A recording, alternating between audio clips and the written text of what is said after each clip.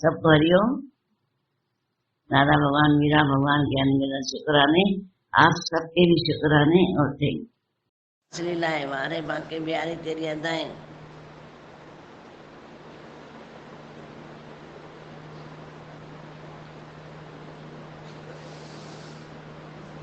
और ये होता है त्याग, भाग, लक्ष्य। जब अंदर से त्याग भावना आ जाती है, किसकी त्याग? न घर त्याग, न शरीर त्याग, पर इसका अहंकार को त्याग। फिर होता है भाग। भाग शरीर और आत्मा का। शरीर भी दो है, आत्मा भी है, शरीर भी है। जैसे जगत भी है, भगवान भी है, प्रकृति भी है, पुरुष भी है। और हमने प्रकृति को स्वीकार करा, पुरुष को नहीं करा, इसलिए दुखी हैं। पर जिस दिन हमने पुरुष को, परमात्मा को स्वीकार कर लिया कि सब कुछ तू ही है, सब कुछ परमात्मा तू है, तो उस दिन वो जो परमात्मा है वो अपने आप सब बना देता है। तभी दादा भगवान का भजन सुना होगा ना, बन के वैरागी गीत दादाजी के गाए जा, तेरी सारी मुश्किलें आसान वो बनाएगा।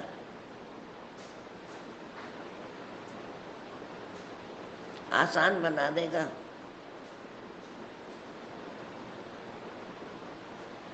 कठिन क्यों लगती है? क्योंकि धीरज नहीं है, और धीरज कर करके भी थक जाते हैं। पर अगर इस एक बात पे नजर डाली जाए, एक बात पे, कि कहीं न कहीं इस शरीर का, मेरा नहीं, इस शरीर का किया हुआ है।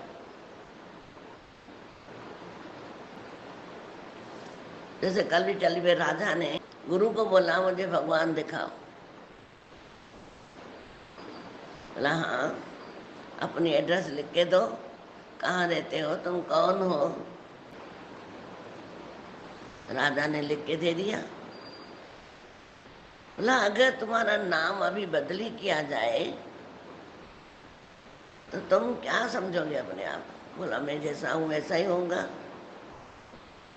सिर्फ नाम ही बदली हुआ। अगर राजमहल बदला जाए तो, किसी झोपड़ी में बिठा जाए तो फिर तुमको क्या लगेगा? बोला तभी मैं जो हूं वही हूं, मैं थोड़ी नहीं बदलूंगा। अगर तुम 80 साल के हो जाओगे, बूढ़े हो जाओगे, लाठी उठाओगे, तो क्या समझोगे अपने आप? बोला नहीं, मैं तो वही हूं ना, ये तो बुरा अवस्था है, मैं थोड़ी बुरा हुआ हूं।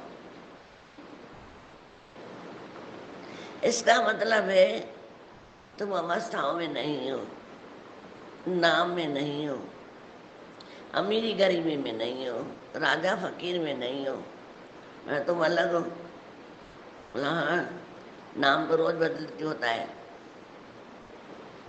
छठे दिन रखा गया जाता है ना नाम। तो लड़की की शादी होती है, नाम बदला जाता है, तो लड़की तो वही होती है ना, अपने को अंदर बोलते कि मैं बदल गई हूँ, अभी नाम है तो अलग हो गई हूँ। नहीं, बोलते मेरा नाम बदल गया है। ऐसे ही बोला नाम बदली होता है। पहले मिस्टर सोमसो, फिर मुर्दाघर, पहले मिस्टर सोमसो, फिर स्वर्गवासी। अवस्थाएं बदलती हैं। आज राजा 40 साल का था, बोला अभी मैं 40 साल का हूँ। बोला आगे चल के शरीर रंग बदलेगा, फिर तुम क्या करोगे? बोला मैं थोड़े रंग बदलूंगा, शरीर बदलेगा ना। आज 40 का है, 50 का होगा, प्रॉब्लम ऐसा आती है, मैं थोड़ी बदलूंगा। अभी जाके विचार करो, कौन बदलता है, कौन नाश होता है, कौन है? ऐसा जब विचार करोगे फिर आके मेरे से बात करना। वो गया घर और रोज समाधि लगा के बैठे, वाकई में मैं नाम भी नहीं हूँ, राज्य भी मैं नहीं हूँ। राज्य तो मुझे मिला है, आज मिला है, कल नहीं मिले।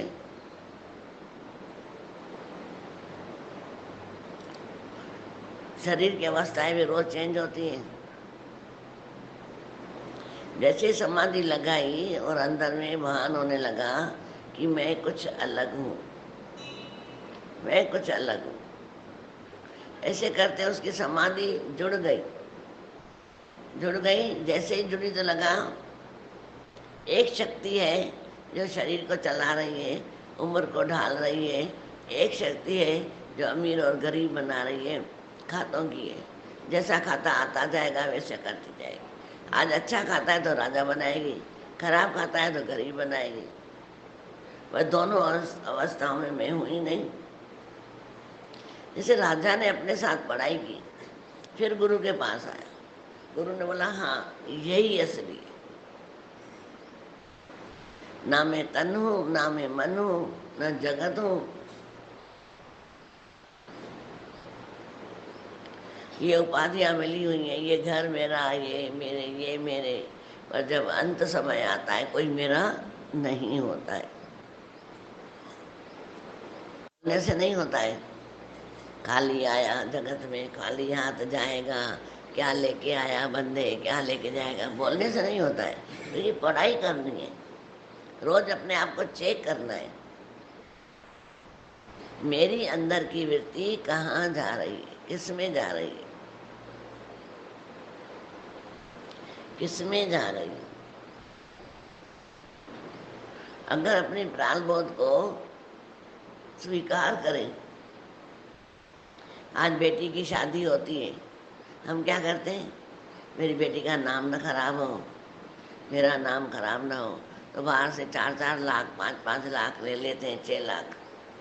उतारने में कितना दम लगता है, और नहीं उतारते तो गालियाँ खाते हो, गुस्सा भी आता है। क्या लेने के वक्त गुस्सा नहीं आया?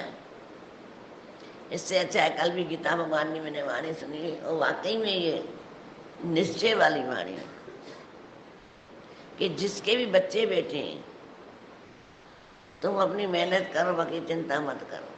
अपने आप राजकुमारी आएगी तुम्हारे घर, राजा आएगा तुम्हारे राजकुमारी को ले जाएगा। अपने आप ऐसी कृपा होगी, तुम अपनी मेहनत करो। बिजनेस में ऐसा आएगा समय कि तुम्हारा बुलंदियों में पहुंच जाएगा। क्यों नहीं पहुंचता बुलंदियों में? इसीलिए नहीं पहुंचता कि हमने 10 लाख ले रखे, उसका ब्याज देते देते देते घर का खर्चा निकालो, अपना खर्चा निकालो, ब्याज का खर्चा निकालो, दुकान गोल हो जाती है, उसमें से ही खा जाते हो। फिर रोज बैठ के मांगते हो, 5 लाख दो, 2 लाख दो, 10 लाख दो। रोज रोज मांगने से क्या होगा? पहले ही सावधानी रखो, थिंकिंग रखो, फिर पुछाना करते रहेंगे, मेरा दुकान क्यों नहीं चल रहा है, मेरे बच्चे की शादी क्यों नहीं रही है। कभी ऐसा सोचा है मुझे ज्ञान क्यों नहीं लग रहा है? आज कोई बोला है? नहीं। और उस टाइम तो अपने आप को ठप्पा लगा देंगे, मुझसे ज़्यादा किसी को ज्ञान है ही नहीं। रावण ने भी ऐसे बोला था, मुझसे ज़्यादा ज्ञान और किसी को है ही नहीं। आखिर हार के चला गया, आखिर हार के चला गया। इसलिए दादा भगवान बोल रहे हैं, ऐसा कर्म करो जो हमेशा जीवन तुम्हारा आनंद में हो। और ऐसा नहीं बोला कि तुम सब छोड़ दो, पर अंदर की मम छोड़ दो। जैसे राजा जनक को बोला, तन मन धन तीनों मुझे दे दो, तो ले लिया क्या? उसकी जो अहंकार था वो ले लिया, और उसकी जो मालकी थी वो ले ली। आखिर में क्या बोला? अब गुरु का करके चलाना। अगर हम गुरु का करके चलाते हैं तो घाटा तो कभी होगा नहीं, किसी बात का भी फायदा ही होगा। इसमें भी तो निश्चय की जरूरत है ना, निश्चय की जरूरत है ना। जीवन में अकारण कुछ होता नहीं है, अकारण कुछ भी नहीं होता है। जीवन में अकारण कुछ होता नहीं, हो सकता है उस हमें अब कारण समझ में नहीं आ रहा है, पर जब गुरु मिलता है तो कारण समझाता है। हम जिस योग्य हैं वह देने के लिए जिंदगी स्वयं को पुनर्निर्माण कर रही है। हम जिस योग्य हैं प्रकृति वही हमको दे रही है। अगर आज हम फिर से अच्छे बीज डालेंगे तो प्रकृति हमें वो अच्छे बीज देगी। जो प्रकृति के गर्भ में पल रहा है वही देगी ना। और प्रकृति के गर्भ में क्या पल रहा है? जो हमारे कर्म डाले हैं, क्योंकि ये शरीर कुरुक्षेत्र है। कुरुक्षेत्र है, किसान जमीन में बीज डालते हैं, हम एक क्षेत्रज्ञ हैं, इस शरीर में डालते हैं। ये प्रकृति के गर्भ में पलता है, समय से हमको दे देती है, भाई तुम्हारा ही है। अच्छे हैं बुरे दो ही प्रकृति देती है, अच्छा और बुरा। जैसे लड़की या लड़का पैदा होता है ना, अब जब लड़की लड़की लड़की नाक से तोड़ देते हैं, बेटा बेटा नाक ऊंचा होता है, ऐसा लगता है कि बेटा आते से ही कमा देता है, बेटी आते से ही लाख रुपए ले जाती है, ऐसा नाक कर देते हैं। तो बोला कि हमारे कर्म जब बुरे आते हैं तो भगवान अन्यायी अन्यायी अन्यायी, जब अच्छे आते हैं तो भगवान ने अभी मुझे पहचाना है। अरे भगवान पहचानता तो सुख देता ही नहीं। क्या बात कर रहे हो? ये तो मेहर करिए तभी सुख दे रहा है। हम कहाँ थे इसके काबिल है मेरे दादा? जो मिला है तेरी रहमत से मिला दादा, जो मिला है तेरी रहमत से मिला है दादा। तो बोला तुम अच्छे कर्मों का पुनर्निर्माण करो। मैं भी कर्म सिद्धांत में विश्वास रखता हूँ और यह भी मानता हूँ कि जीवन में घटनाएं किसी कारण से ही होती हैं। जीवन में घटनाएं किसी कारण से ही होती है। कारण कौन सा है? फिर हमारे कर्म, शरीर के कर्म बोलो, इंद्रियों के कर्म बोलो, मन के कर्म बोलो। समझ गए हो? अगर आप समझ गए हो और बच्चों का भला चाहते हो, अपने बच्चों को भी अच्छे कर्म करना सिखाओ। अपने बच्चों को भी अच्छा सिखाओ।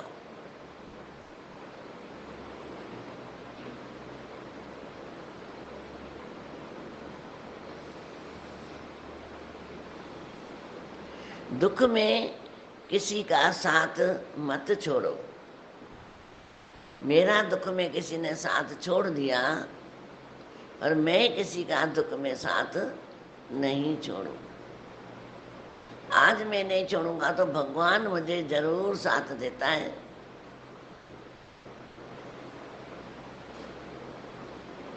इसलिए बोला, एक बार एक शिकारी शिकार करने के लिए जंगल पहुंचा। उसने अपने तीर पर बहुत ही खतरनाक जहर लगाया और शिकार को निशाना बना करके उसे तीर को छोड़ा, लेकिन उसका तीर चुक गया और तीर एक पेड़ पर जा लगा सीधा। वह पेड़ बहुत ही हरा भरा और बहुत सारे तोते उस पेड़ पर रहते थे। जैसे ही वह जहरीला तीर उस पेड़ पर जाकर लगा, पेड़ धीरे धीरे सूखने लग गया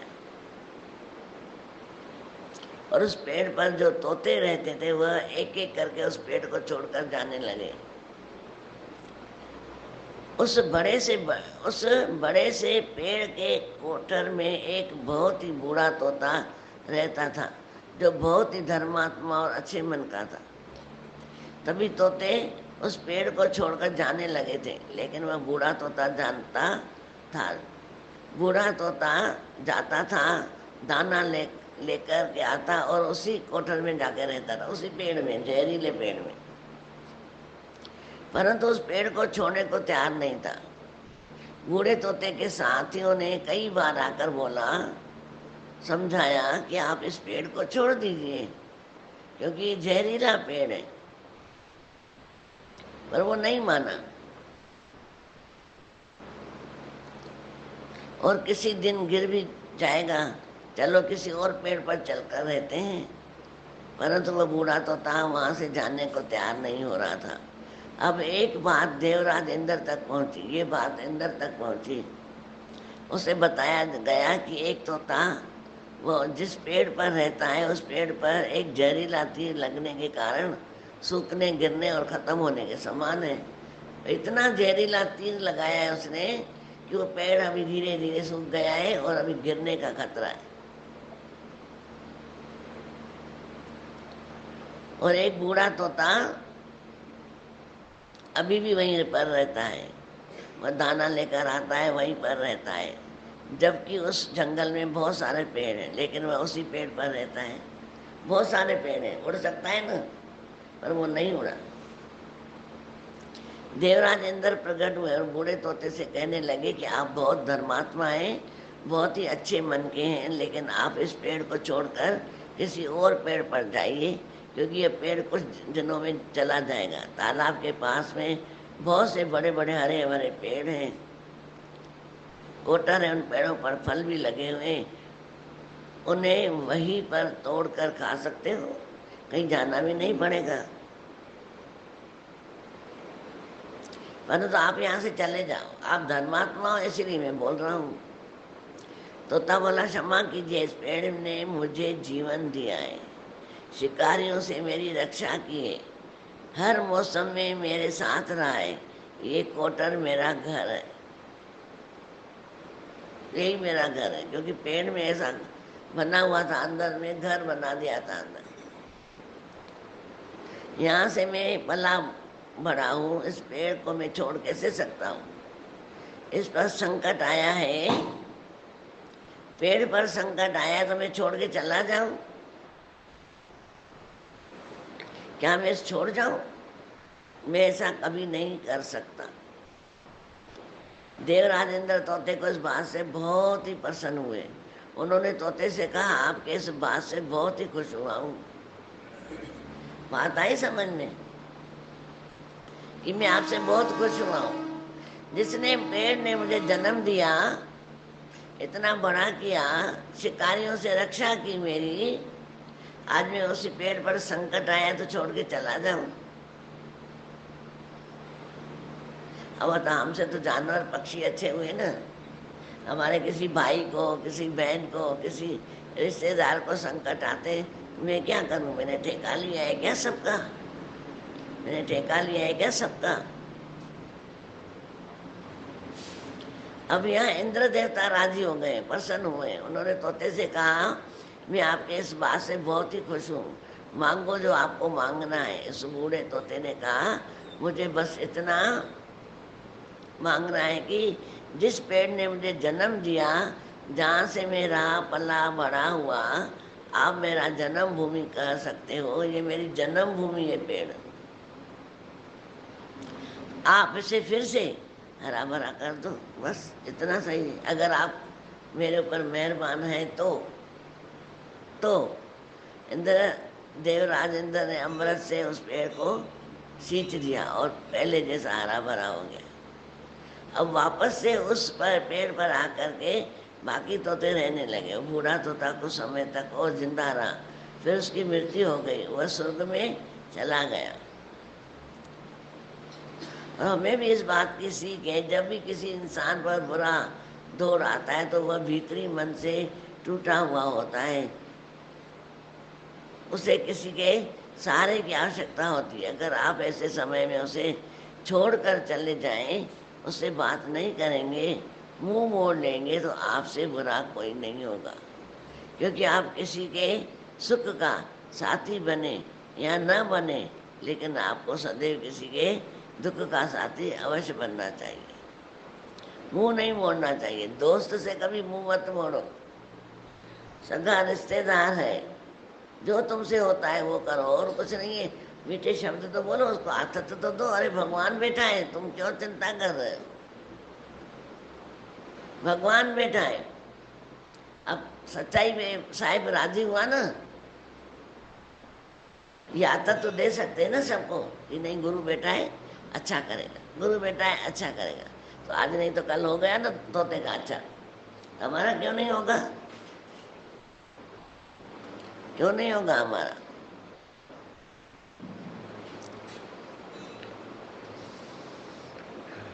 इसीलिए आत्म ज्ञान लीजिए और आत्म ज्ञान गुरु से ले करके मन की शांति खरीद लीजिए। राजा जनक जब मान अष्टावक्र को कहते हैं आप मुझे आत्म ज्ञान दीजिए, आप मुझे शांति दीजिए, इसके लिए मैं आपको पूरे राज्य की संपत्ति दे रहा हूँ, तैयार हूँ। गुरु को बोल रहा है अष्टावक्र, मुझे सिर्फ ज्ञान दो, शांति दो, मैं आपको सब कुछ देने के लिए तैयार हूँ। तब अष्टावक्र कहते हैं मुझे संपत्ति नहीं चाहिए, ये संपत्ति तो राज्य की है, आप मुझे कुछ देना चाहते हो तो अपना मन दे दो, मन दे दो। अर्थात आप कोई संकल्प अपना नहीं कर सकते हो। संकल्प किससे लेते हैं? मन से। अगर मन मेरे को दे दोगे तो मन से तुम संकल्प कोई बुरा नहीं कर सकते, इसलिए मन मुझे दे दो। इसके लिए मैं आपको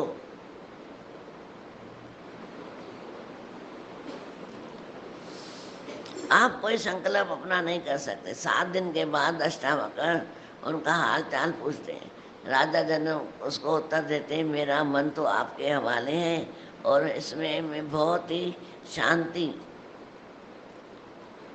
का और अंतरीय सुख का अनुभव कर रहा हूँ। जब से मन मैंने आपको दिया है तब से मेरे अंदर शांति और आंतरिक सुख आ गया है। मेरे अंदर जो आंतरिक दुख था अंदर जलता रहता है, सिगरी जलती रहती है, वो सिगरी बुझ गई।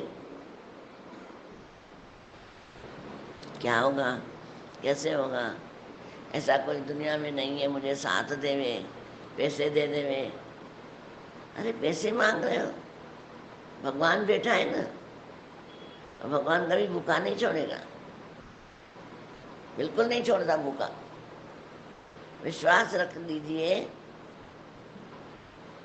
और भूख निकाली भी तो क्या हुआ, पेट को कम ज़्यादा मिलेगा ना, कपड़े कम ज़्यादा मिलेंगे। पहले हम 1000 रुपये वाला पहनते थे, अभी 100 रुपये वाला पहनेंगे। इसमें क्या हुआ, देगा जरूर। मुर्दे को देते लकड़ी कपड़ा आग, नर जिंदा क्यों चिंता करे, जिसके बड़े बड़े बड़े अभाग, बड़े अभाग। इसलिए अपने खून में मिलावट मत करो, सच को ही रहने दो। हम अपने खून में मिलावट कर देते हैं, ये ऐसा है, ये तो ऐसा है, ये तो ऐसा है, ये तो छोड़ दो। दुनिया दुरंगी है, अपने स्वभाव के अधीन है। वो वैसा हेरा फेरी करेगा ही सही, क्योंकि उसके खून में हेरा फेरी है। तुम क्या कर सकते हो? पर मेरे खून में दादा भगवान का मैं बच्चा हूँ, मेरे गुरु में हेरा फेरी नहीं है, तो मैं क्यों करूँ हेरा फेरी? ये किसी को बताना नहीं है, अपने मन से इकरार करना है। तोते के अंदर सच्चाई थी, सफाई थी, निश्चय था, तो भगवान ने साथ दिया। हमको क्यों नहीं देगा भगवान? इसलिए हम अपना संकल्प अच्छा करें और आगे बढ़ते रहें। ऐसा हमें इकरार होना चाहिए, ये दादा भगवान का ज्ञान ऐसा है।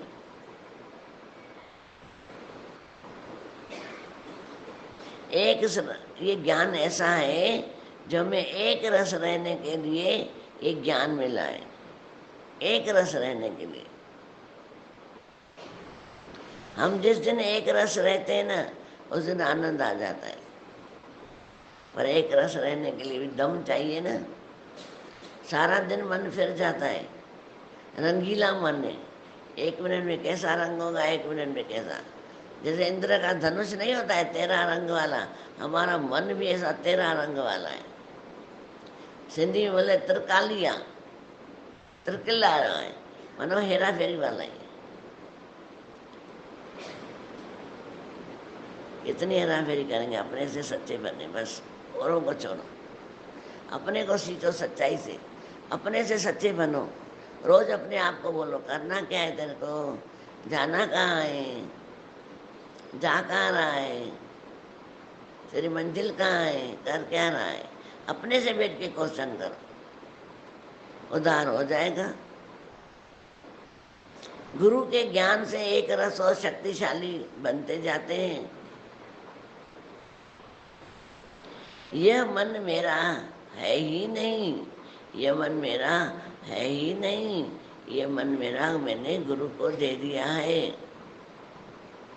मैंने गुरु को दे दिया है। जब भी मन उथल पुथल करे ना, कर्म करो अपना जो सामने आया है और अच्छा करो, और अंदर में बोल दो मन मैंने गुरु को बेच दिया है, मैंने गुरु को मन दे दिया है, अब मैंने गुरु को मन दान में दे दिया है। अब दान की हुई चीज में अपने कैसे मान लूं? तो बुरे विचार आएंगे? नहीं आएंगे।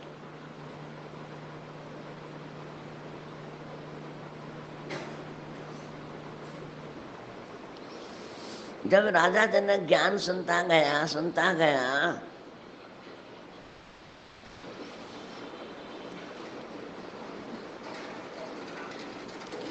फिर अंदर में अनुभव किया, मैं जान गया हूँ कि मैं ये शरीर नहीं हूँ, मैं ये चैतन्य शक्ति आत्मा हूँ, मैं आत्मा हमेशा शांत और सुख स्वरूप, मैं चैतन्य शक्ति आत्मा हूँ, मैं आत्मा हमेशा शांत और खुश स्वरूप हूँ, खुश सुख स्वरूप हूँ, खुश स्वरूप हूँ। रोज अपने को याद दिलाओ, रात को भर के सो, दिमाग में भूसा नहीं भर के सो, रोज भर के सो, मैं खुश नसीब हूँ, मैं बहुत खुश नसीब हूँ, मेरा भाग्य बहुत अच्छा है, मैं भाग्यशाली हूँ,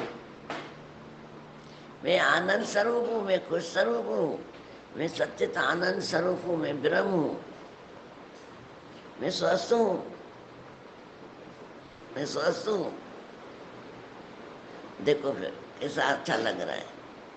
असली नाम को रात को याद करके सो, सुबह को उठो, जब भी फिर भी ख्याल आए ना, बोलो नहीं मैं स्वस्थ हूँ, मैं निरोगी हूँ, मैं अमर हूँ, आत्मा हूँ, मेरा काम नहीं है गलत से छोड़ दो।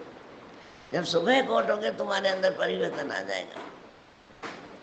करके देखो, बोलो नहीं, करो, 5 मिनट भी अभ्यास करो जरूर, तो तुम हल्के हल्के महसूस करोगे और ये गहराई तक चला जाएगा, गहराई तक। और गहराई में जाके तुम्हारा काम करेगा, तुमको सुकून देगा, आनंद देगा, भरपूरता देगा। ये अनुभव जरूर करना। सबको हरिओम।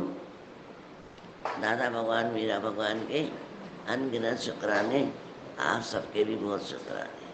Thank you.